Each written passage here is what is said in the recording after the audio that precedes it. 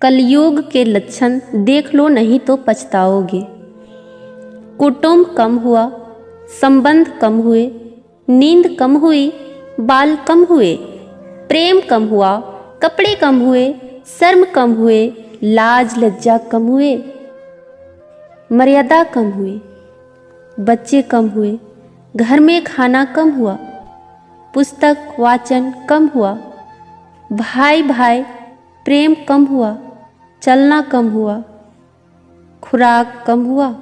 घी मक्खन कम हुआ, तांबे पीतल के बर्तन कम हुए, सुख चैन कम हुआ,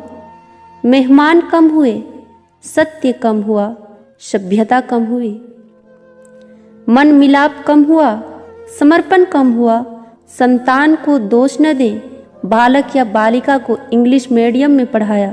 अंग्रेजी बोलना सिखाया, बर्थडे और मैरिज एनिवर्सरी जैसे जीवन के शुभ प्रसंगों को अंग्रेजी कल्चर के अनुसार जीने को ही श्रेष्ठ मानकर माता पिता को मम्मा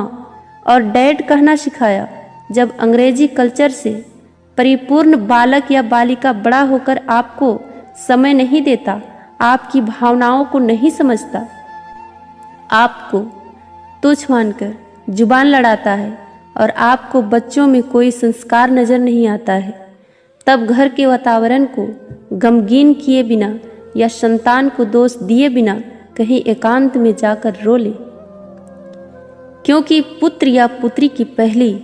वर्षगांठ से ही भारतीय संस्कारों के बजाय केक कैसे काटा जाता है सिखाने वाले आप ही हैं। हवन कुंड में आहुति कैसे डाली जाए, मंदिर मंत्र पूजा पाठ आदर सत्कार के संस्कार देने के बदले केवल फर्राटेदार अंग्रेजी बोलने को ही अपनी शान समझने वाले आप। बच्चा जब पहली बार घर से बाहर निकला तो उसे प्रणाम आशीर्वाद के बदले बाय बाय कहना सिखाने वाले आप। परीक्षा देने जाते समय इष्ट देव बड़ों के पैर छूने के बदले बेस्ट ऑफ लक कहकर परीक्षा भवन तक छोड़ने वाले आप। बालक या बालिका के सफल होने पर घर में परिवार के साथ बैठकर खुशियां मनाने के बदले होटल में पार्टी मनाने की प्रथा को बढ़ावा देने वाले आप। बालक या बालिका के विवाह के पश्चात धार्मिक स्थल को भेजने से पहले हनीमून के लिए फॉरेन टूरिस्ट स्पॉट भेजने की तैयारी करने वाले आप।